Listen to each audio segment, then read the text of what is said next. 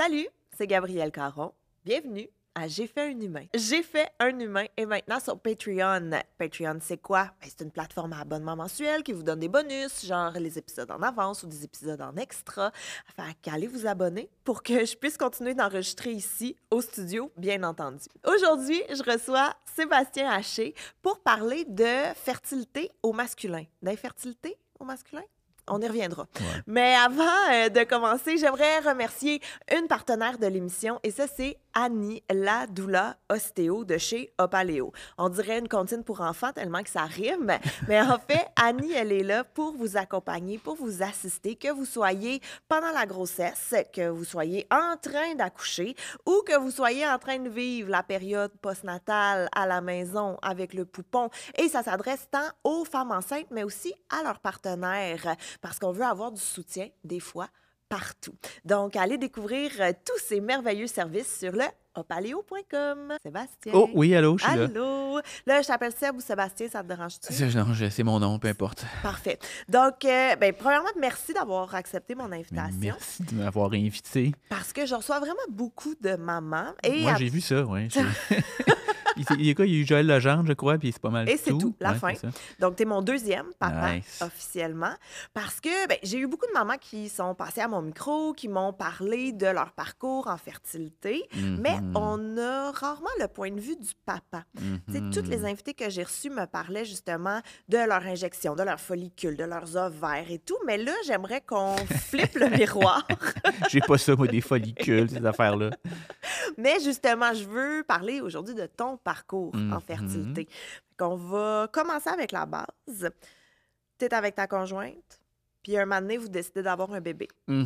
Et là, Ben là, moi, en fait, je me doutais qu'il y avait peut-être... En fait, avant ça, là, quand on a voulu faire un enfant, on savait déjà là, que moi, là, j'étais patate, là, tu comprends? Fertile comme cette table, à peu près, gros max. Parce que moi, j'ai une glande qui ne fonctionne pas, en fait, dans mon cerveau, qui fait que je fais pas de testostérone. Là, tu te dis, tabarouette, pourtant, il est viril au bout, fait que des gommes, puis tout. Mais je ne fais pas de testostérone. Il a fallu que... moi, j'ai eu des injections là, dans les fesses, pendant 1 an et demi de testostérone super fort pour avoir une puberté. En fait, là, j'avais genre 19-20 ans là, quand j'ai fait ça. mais t'étais un ado, puis t'as comme jamais eu ta puberté? Jamais. Et Et là, il n'y en aurait jamais eu s'il n'y avait pas eu cette drogue-là. Tu sais. Je serais Ah. resté genre un enfant. Là. J'avais l'air d'avoir 12 ans. Là, puis je te parlais, j'avais pas mué. Là. J'aime, allô tout le monde, super. J'ai fait tout mon cégep comme ça. Là. puis un moment donné, Ouais. c'est quoi, tes parents t'amènent chez le médecin en faisant « il y a quelque chose ». Ben, je suis allé toute seule parce que ça faisait déjà un genre de 3 ans que je n'étais plus chez mes parents à ce moment-là. Là, Ah oui, tu sais. t'étais un adulte. J'étais un T'avais juste adulte. l'air d'un enfant. Ouais, c'est ça. J'avais 19-20, tu sais. J'ai fait mon cégep à l'extérieur. Fait que j'étais plus chez mes parents. Puis c'est moi, il y a une année qui est allé voir un médecin pour faire ouais, la puberté, ça se pourrait-tu que. Et genre, ça arrive pas. Qu'est-ce qui se passe? C'est une option, genre. Puis, mais tu sais, on n'avait jamais vraiment rien fait pour ça parce que tu sais, tu dis tout le temps. Tu sais, on a tout un cousin là, tu sais, que tu vois pas pendant 2 mois, puis que genre, il grandit, le genre de 6 pouces, on dirait, là, tu sais, ça pogne d'un coup sec. Fait que tu sais, j'étais toujours un peu dans le disant, bah, ça va arriver un moment donné, tu sais, ça va arriver, puis un moment donné, ça arrivait pas. Fait que je suis allé voir le médecin. Puis là, lui, sa technique pour vérifier si ma puberté était en route ou pas, là, c'était de me mesurer les gosses. Avec un tape à mesurer? Une règle 15 cm pognée dans un pot à crayon sur son bureau. Non! Ouais. Règle qu'il a remis dedans après, là. Fait que j'imagine qu'il l'a lavé ou il a fait des lignes avec sa petite règle qui pue là, pendant des années. Ouais. Fait qu'il a sorti, puis là, comme combien fallait qu'il mesure? Ben là, je sais pas combien c'était supposé mesurer, mais visiblement, c'était trop petit là, pour lui. Puis à ce moment-là, j'étais à Rivière-du-Loup, fait qu'il n'y a pas d'endocrinologues là, à Rivière-du-Loup qui sont des médecins là, spécialisés au niveau des glandes et des hormones. Fait qu'il a fallu que je prenne un rendez-vous à Québec. Puis que là, c'était super compliqué, tu sais. J'avais pas d'auto à ce moment-là. Fait que se retrouver à Québec. Puis là, l'endocrinologue là-bas, lui, visiblement, là, c'était pas son premier barbecue. Là, tu sais, en 3 minutes, il était comme bon, on va faire tel test, mais tu sais, je suis pas mal sûr que c'est ça que t'as, nanana. Tu sais, visiblement, c'est quelque chose qui arrive. Là, pas si courant, je pense, mais pour quelqu'un qui travaille là-dedans, visiblement, ça arrive souvent. Fait que on fait plein de tests pour voir pourquoi ma glande ne marche pas, puis qu'est-ce qui se passe, puis tout ça. Puis, Quel genre de test? Moi, dans ma tête, c'est juste des prises de sang. On a fait des prises de sang, oui. J'ai fait genre des scanners là, qui te rentrent dans une machine. Ça fait comme pour la regarder, là, voir de quoi qu'elle a de l'air. J'aime que tu fasses tes propres effets Oui. sonores. Mais c'est ça que mais j'aime. Les effets sonores, ils sont importants. C'est parce que quand tu rentres dans cette machine-là, t'es super serré, puis il faut que la partie qui scanne soit dans le milieu de la machine. Fait que moi, c'est ma tête. Fait que c'est vraiment comme je suis poigné dans le petit tuyau, puis ils te mettent un rack sur la tête. C'est super angoissant, tu sais. Puis là, pour te détendre, eux autres, ils disent, tu as deux choix. Tu peux soit écouter la radio, puis il y a comme des petits speakers là-dedans. Tu peux écouter la radio ou genre de la musique de relaxation. Puis là, moi, j'étais comme, ben, allons-y avec la radio. Puis là, ils mettent la radio, tu sais. Puis là, la machine part, ça fait. Puis tu n'entends plus rien. Tu sais, ça sert à rien, finalement. C'est ces bruits-là. Fait que tu vois juste dehors par le petit miroir au 45, là, tu sais, qui sonne gros. Fait que là, tu regardes dehors de ce trou-là. Là. Bref, c'est super angoissant, mais elle est super belle, ma glande, au final. Tout est beau, mais ils ne savent pas pourquoi elle ne marche pas. J'ai fait de la médecine nucléaire aussi. Ils m'ont envoyé c'est une espèce d'affaire vert fluo, là, on aurait dit du Prestone, là, dans moi. Là.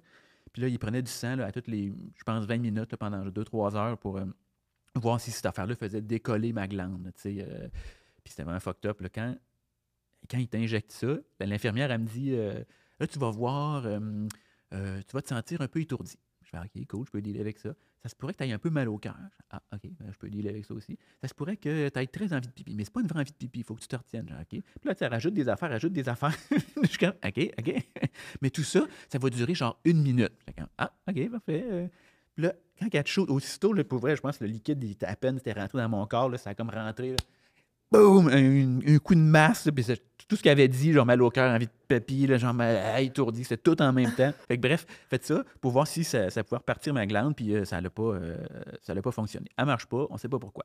Ce qui fait que mon corps, il fait pas de testostérone. Fait qu'à ce moment-là, le projet... Oui, mais moi, j'ai une question. Ouais. Le fait que tu produis pas de testostérone, Ouais. ça fait que tu n'auras jamais de puberté. Ouais. Mais est-ce que tu te sens bien? Ben oui, moi, je me sens bien parce que j'ai jamais rien vécu d'autre. Fait que j'ai pas de point de comparaison, mettons, là. Mais mettons, Mais- t'es pas malade, t'es pas Non, plus faible, t'es en santé malgré ça. Je suis en santé, mais je suis stock à 12 ans. OK, parfait. C'est ça le petit hic. C'est bien tannant. Fait que, ouais, je fais ça. Puis là, le traitement, c'était d'avoir des injections de testostérone à toutes les 2 semaines pendant 1 an et demi.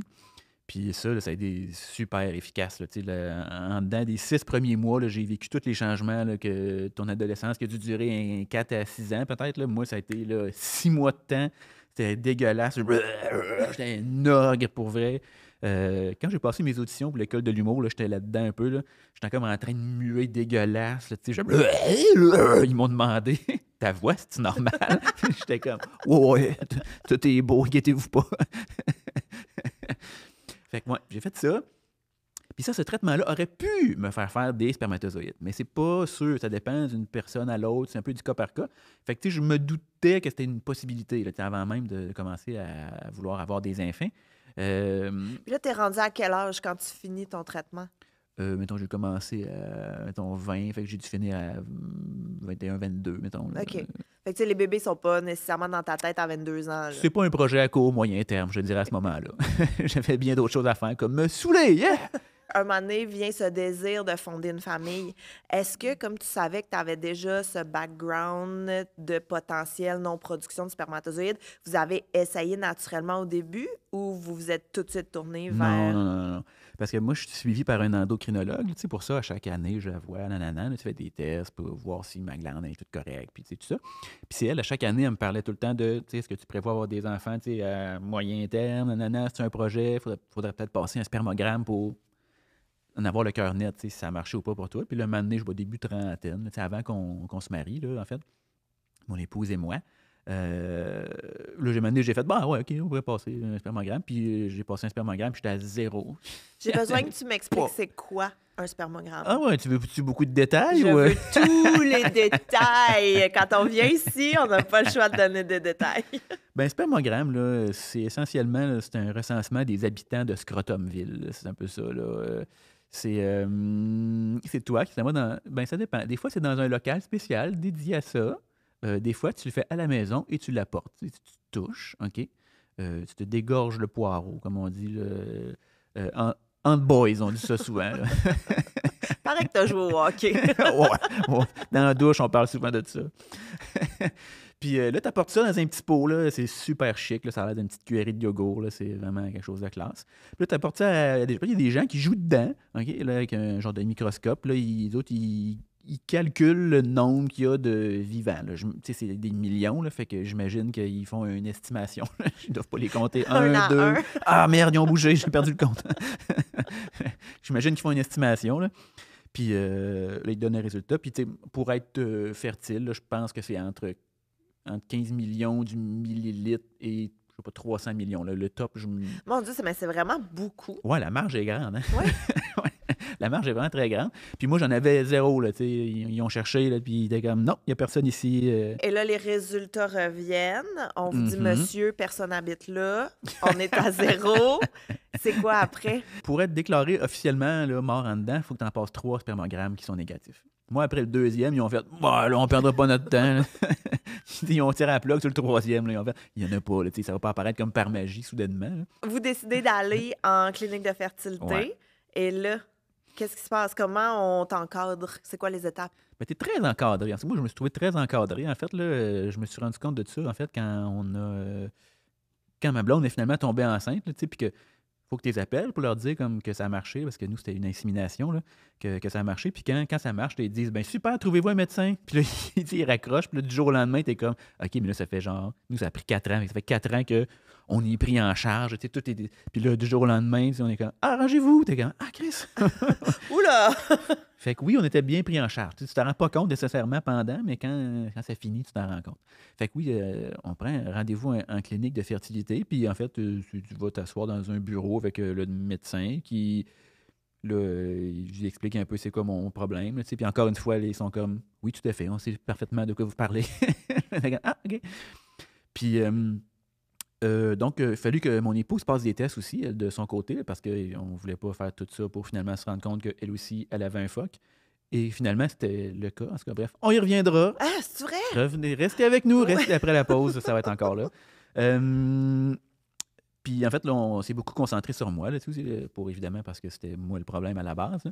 Puis donc, le traitement que j'ai fait, le médecin m'a expliqué qu'on avait 85% des chances que ça fonctionne, ce qui est quand même bon, quand tu y penses. Puis c'était des injections, encore une fois, là, de stock, là, que je ne pourrais pas te dire le nom, malheureusement, là, parce que c'était des affaires ça de long. Là, puis, fait que ça a été vraiment long. Ça a pris 4 ans, là, nous, là, de tout ce traitement-là avant de réussir à faire un enfant. Mais ça a pris à peu près 2 ans avant de me faire des spermatozoïdes. Parce qu'il faut trouver la bonne recette, la bonne quantité de produits, nanana. Au début, on a commencé avec un produit que je m'injectais à tous les 2 jours. Toi-même? Oui, moi-même. Puis moi, j'avais pas des aiguilles avant, hein, c'est ça, ça a été ça le gros buzz. Fait que la première, elle a été pénible, je te dirais. Là. Une petite heure en bedaine chez nous à suer. Là. OK, je suis capable. Fait que, ouais. Puis aux 2 jours? 2 jours, ouais, c'est vraiment impliquant là, comme projet. Il faut que ça te tente. Là. Tu fais pas ça là, si t'es un peu genre, ouais, là, faut que tu sois motivé. Là. Fait qu'on a commencé avec un produit. Au début, puis à chaque fois, il faut quand même laisser le temps au corps de réagir à tout ça. Fait qu'à chaque fois, c'est comme 2, 3, 4 mois là, t'essayes. Après ça, là, c'est passe une prise de sang, passe un spermogramme pour vérifier si ça fonctionne. OK, non, c'est pas ça. Après ça, on a augmenté la dose de cette affaire-là. Ça n'a pas marché. Après ça, on a mis un autre produit. Fait que là, j'étais chez nous, là, je faisais de la chimie. Là, je prenais une affaire là-dedans, 2 là-dedans. Là, je brossais, j'étais rendu un chimiste là, à la maison. Aussi, donc là, ça a été tout gossé. Ça a pris 2 ans à peu près là, de trouver la bonne formule, que là, ça me faisait faire des spermatozoïdes. Quand tu as passé le spermographe? Spermographe, je pense que c'est une affaire qu'un aiguille, ça fait jouer de la musique porno. Là, ça. Gramophone, je pense. Je me suis mélangé. Mais quand tu passes ce test-là, puis tu es assis dans le bureau, puis qu'ils vous disent, Monsieur Haché, vous avez des spermatozoïdes, toi, tu pensais-tu que c'était réglé?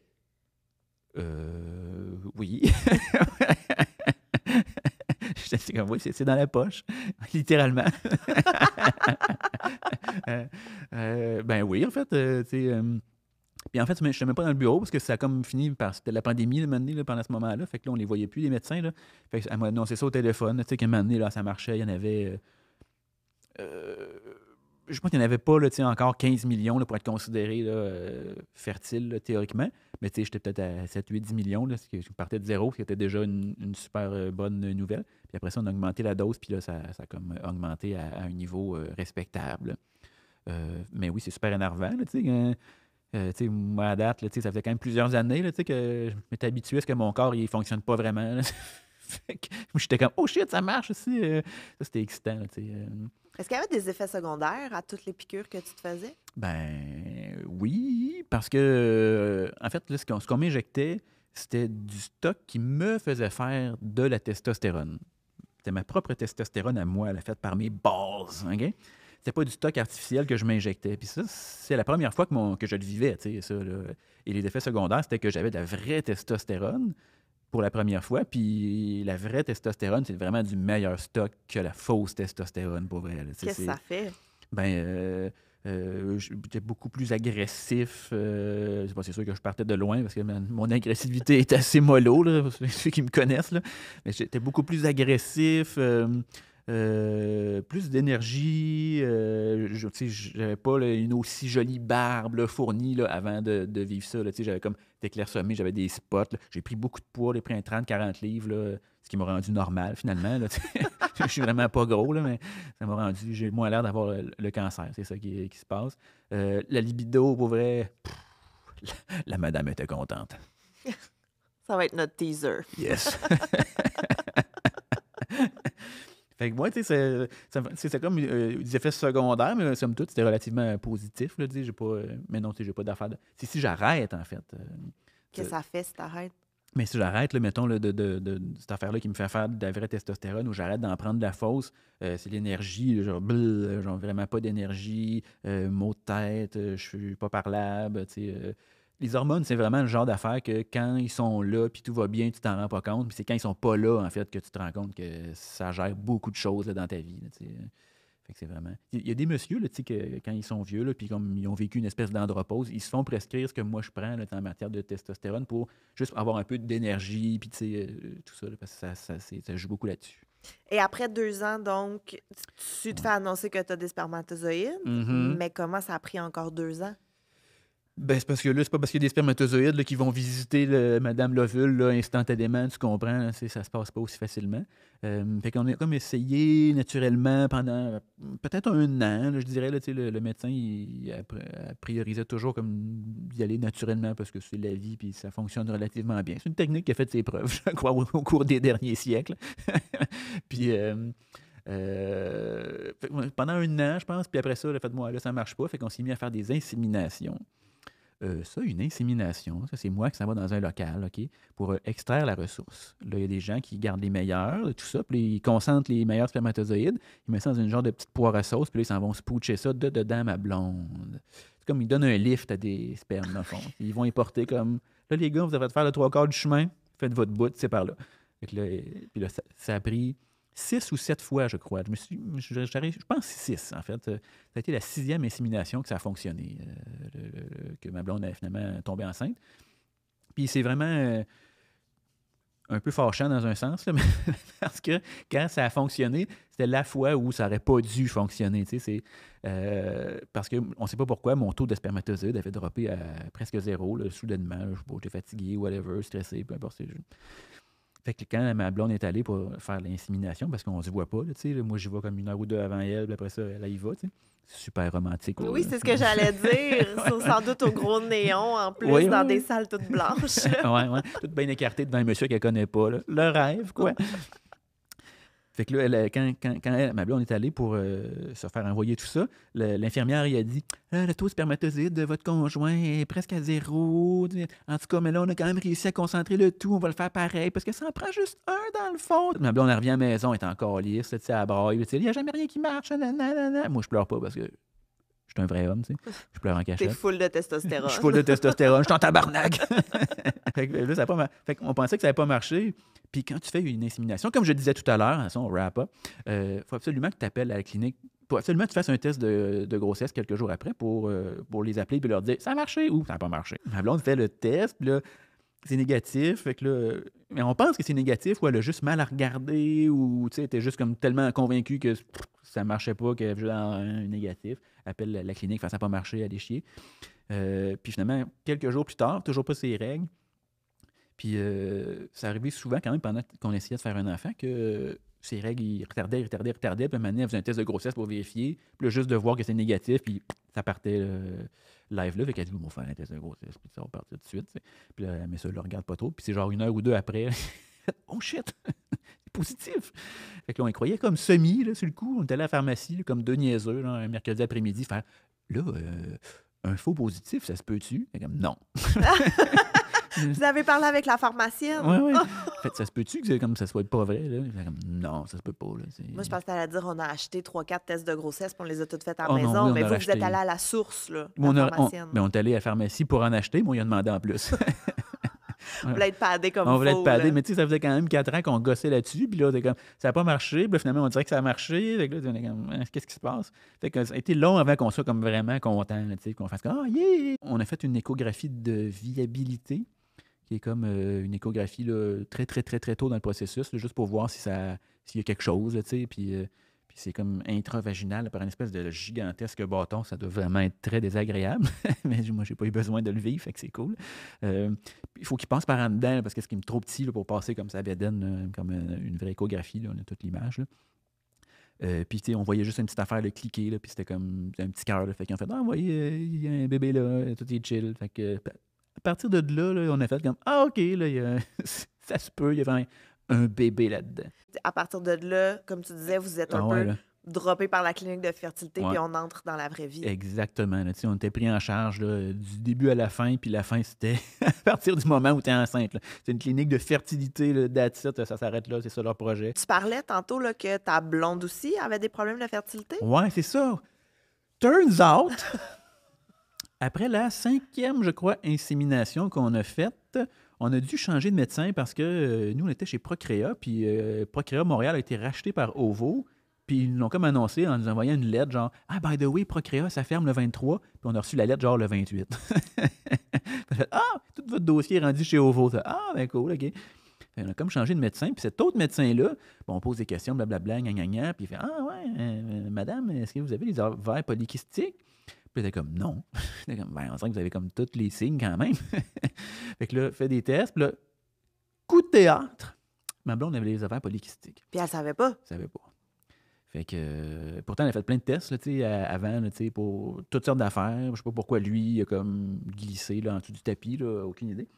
Fait que, bref, ma blonde aussi, il fallait qu'elle se pique genre 2-3 fois là, avant là, qu'elle fasse les inséminations. Puis elle prenait aussi des trucs, des hormones orales, je crois. Fait qu'elle, elle a fait le processus 2-3 fois peut-être, là. Mais on a fait une insémination qui avec elle qui se traitait aussi, puis ça a fonctionné. Là. Même si moi, j'avais un taux de spermatozoïdes super, super bas. Fait qu'il fallait juste qu'ils réussissent à se timer tout le monde, dans le fond. Là, c'était ça. Là. Parce que les ovaires polykystiques, c'est que les ovules, ils ne popent pas sur une base régulière. Mettons, vous, là, vous êtes une femme normale, vous avez un cycle de 28 jours, disons. Ben, tous les 28 jours, là, c'est comme un métronome. Là, poup, poup, il y en a genre 2-3 qui popent, je sais pas. Mais les ovaires polykystiques, c'est qu'ils sortent genre des fois aux 18 jours, des fois aux 40. Là, on ne sait pas, c'est nous autres qui décident. Ils sont pas fiables. Ils sont pas fiables, en fond. Fait que là, c'est dur de calculer, puis de trouver le bon moment. Là. Fait que là, ça les force à sortir comme à telle date. Là, c'est carrément. Là, je sais que mon enfant, on l'a fait le 14 octobre. Ah oui, t'as vraiment la date, quasiment l'heure. J'avais un rendez-vous dans mon agenda. C'était prévu. Puis combien ça coûte? Bien, ça coûte cher en tabarn, là. C'est ça l'affaire. Là. Moi, le truc que j'ai fait, là, mes injections, c'était à peu près 3000 $ par 40 jours. Là. Mais c'était couvert par l'assurance médicaments pendant un certain temps. Théoriquement, c'était couvert pendant 2 ans. Au bout des 2 ans, là, où on a finalement trouvé la recette, là, on venait juste de me faire des spermatozoïdes, on arrivait. Là, moi, j'étais comme super inquiet parce que je n'avais pas les moyens de payer 3000 $ par mois, tu comprends?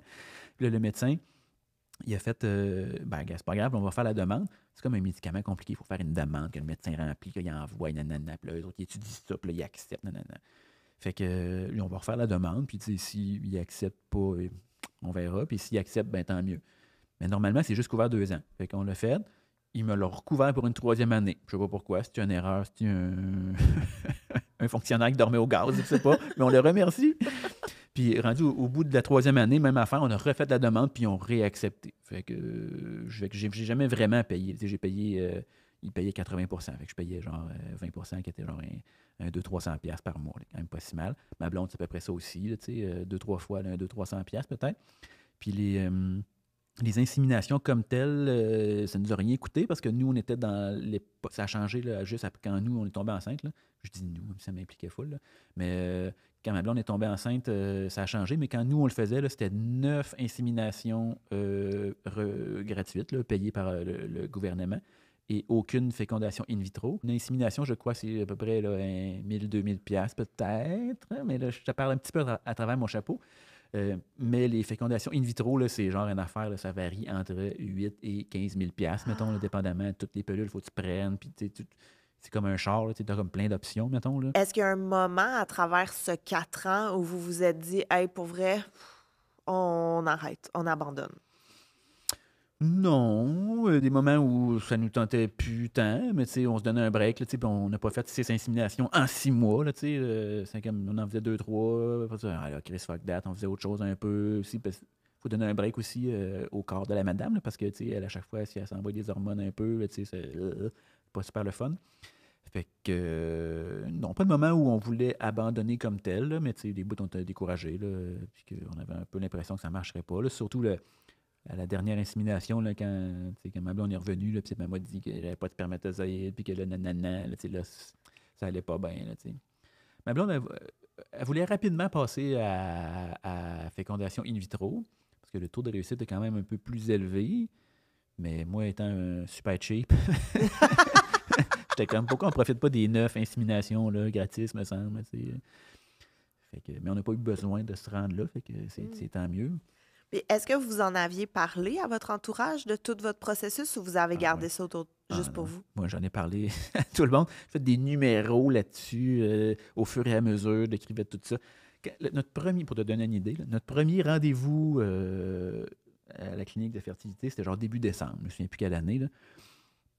Donc, juste avant Noël. Puis à Noël, donc quelques semaines plus tard, j'arrêtais pas de faire des jokes dans ma famille que j'allais avoir des plus grosses couilles parce que le traitement que j'ai fait était supposé potentiellement me faire avoir des plus grosses couilles. Puis là, moi, ça avait comme marqué. Fait que tout le souper de Noël dans ma famille, on faisait des jokes de mes futures grosses gosses. Moi, j'ai jamais eu de problème avec ça. J'ai toujours été très à l'aise d'en parler. Mais est-ce qu'il y avait une pression extérieure? Parce que, tu sais, quand les gens savent que tu es en fertilité, est-ce qu'ils sont plus comme, puis ça a-tu marché? Puis comment ça va? En général, les gens, non, ils n'ont pas été rochants. La plupart des gens de notre entourage étaient super corrects. Juste la mère à mon épouse qui a été rochante un peu. Là. Puis là, ça ne me dérange pas d'en parler. Oui, c'est ça que j'allais dire. Là. J'étais comme là, tu sais que c'est filmé puis ça va être sur Internet. Là. Pardon? Oh, elle est au courant, là. Elle est au courant, Francine. On la salue. Elle était un peu intense. À un moment donné, il a fallu que Steph fasse une petite intervention. Là. C'est parce que Francine, elle croit des fois que c'est une sorcière. Tu comprends? Ah oui. Fait que là, elle avait rêvé qu'on allait avoir des jumelles à Noël. Fait que là, elle était sûre qu'on allait avoir 2 jumelles identiques et que soit on allait l'annoncer à Noël ou qu'elle allait naître à Noël. Tu comprends? C'était ça. Là. Fait qu'elle était convaincue de ça. Fait que là, quand on a commencé, puis elle a rêvé à peu près à ça là, quand on commençait là, mes injections et tout ça. Fait que là, elle était convaincue que ça, c'était du cash parce que, évidemment, les rêves sont une source d'information extrêmement fiable. Extrêmement fiable. J'ai entendu dire que les bulletins de nouvelles sont en fait basés sur les rêves des journalistes. Ben, on s'informe au même endroit. Même endroit. Exactement. Fait que là, elle, alors que même que je n'étais pas encore fertile, elle achetait des affaires de bébé, mais toujours genre en double. Elle avait acheté genre 2 petits hochets, pareils, genre, je sais pas trop, rose de filles. Ah, j'ai vu ça au magasin, c'est parfait pour vos jumelles. Puis là, maintenant, on est comme, là, pour vrai, là, Francine, calmos, là, parce que pour l'instant, il n'y a toujours pas de spermatozoïdes ici, là. Fait que, là, ça n'arrivera pas, là. Fait qu'il a fallu que ma blonde fasse une petite intervention, là, pour faire comme, tu sais, achète-en des affaires de bébé si tu veux, là, mais au pire, mais parle-nous-en pas, là, parce que ça met, genre, une pression, là, évidemment, là. Mais sinon, outre ça, notre entourage a été bien relax. Ma mère était quand même chill avec ça. Mais c'est surtout les grands-mamans là, qui sont potentiellement rochantes avec ça.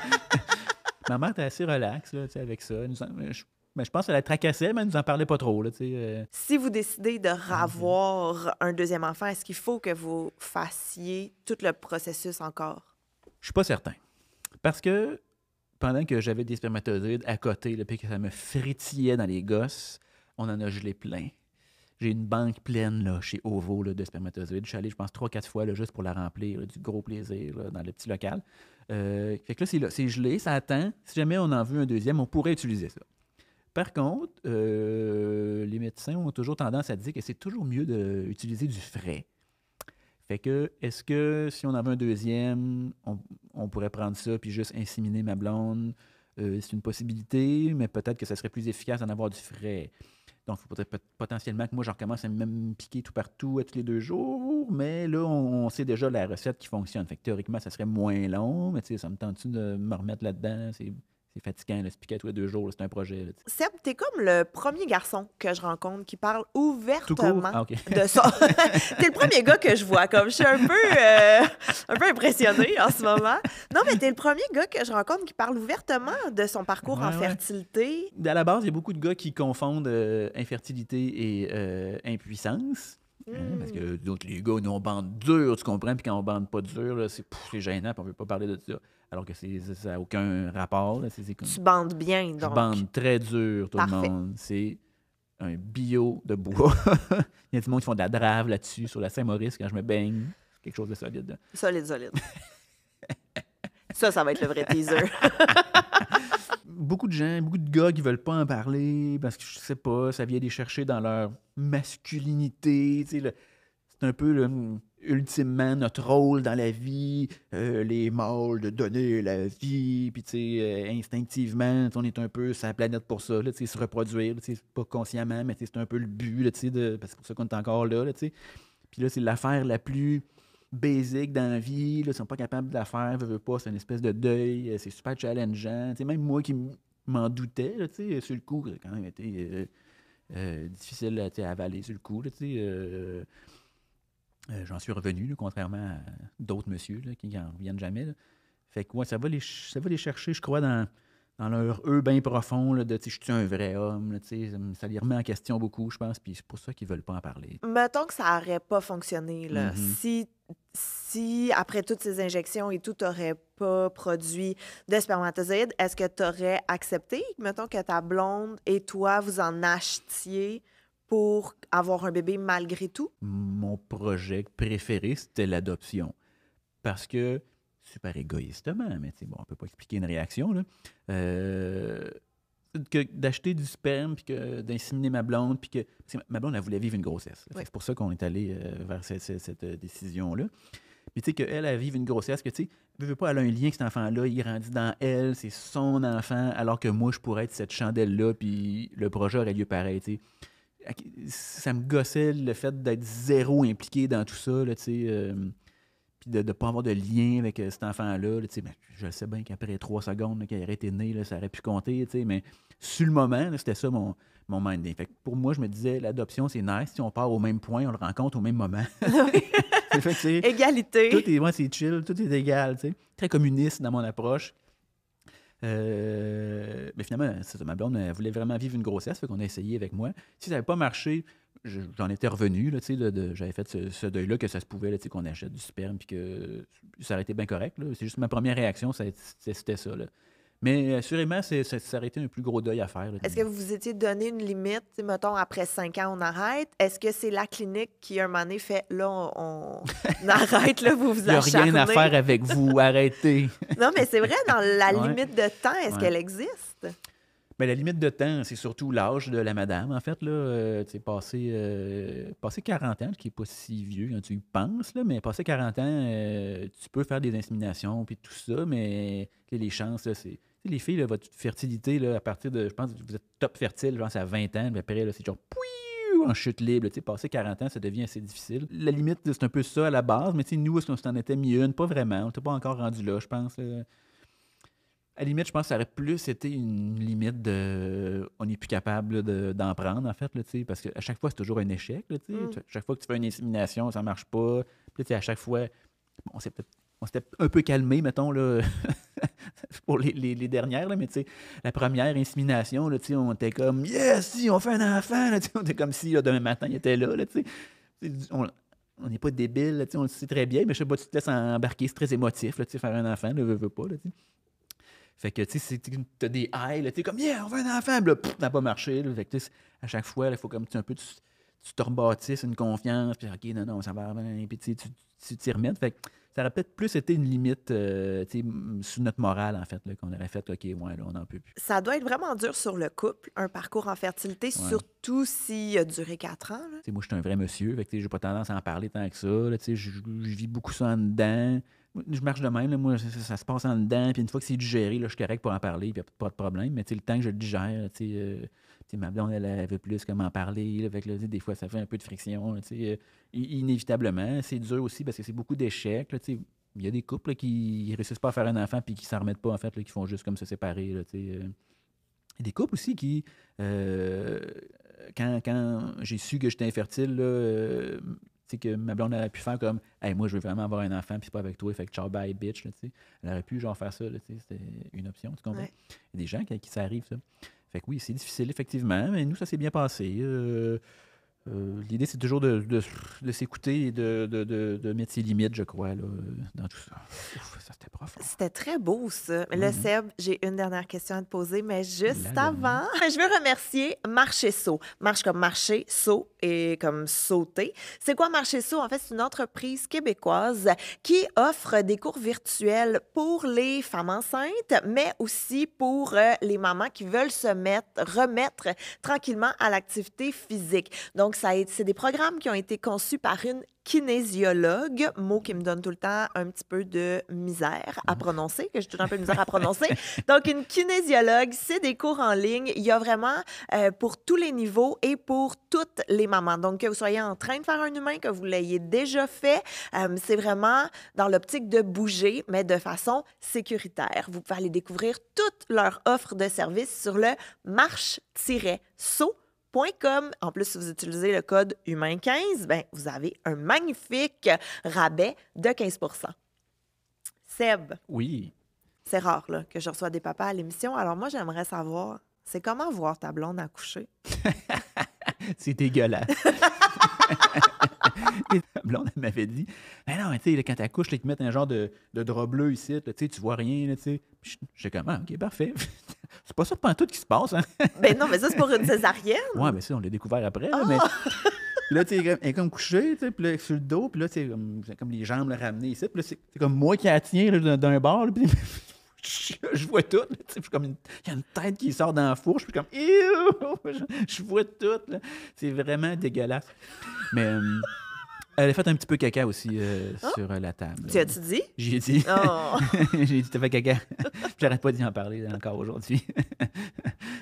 Des fois, elle avait fait ah non, regarde-moi pas faire telle affaire. Je t'ai déjà vu chier, pour vrai, ça me dérange pas. Puis est-ce qu'il y a un moment où tu t'es senti impuissant pendant l'accouchement? Oui, du début jusqu'à la fin. Non, on n'en sert à rien, là, pour vrai, on pourrait être pas là, puis c'est pas grave. Là, en plus, là, nous, le bébé, finalement, ma blonde, elle poussait, puis quand elle poussait, il venait, mais aussitôt qu'elle arrêtait de pousser, là, il rentrait. Fait que, ils se sont rendus compte qu'il y avait puis son petit cœur, il y a comme un machin là, qui met sur sa bédaine. Un moniteur. Oui, pour entendre son cœur. Puis son cœur, il faiblissait. Fait que là, les médecins ont comme fait un genre de petit caucus là, à l'extérieur de la chambre, ce qui n'est jamais rassurant, tout le monde. Hein? Puis là, fait, non, ça va être une césarienne. Puis fait que ça a été une césarienne. Fait que là, ça, là, quand ils ont décidé que c'était une césarienne, là. Ils niaisent pas, là. Ouais, ça va vite, hein? Ils m'ont comme garoché un genre de petit saut en papier là, blanc avec des pantoufles, puis tout, là, genre, dans un saran wrap. On dit, mets ça! Puis là, j'étais comme, hein, quoi? Je mets ça, puis je suis comme, tout habillé en blanc. Puis là, tu sais, t'accouches comme dans une salle, mais.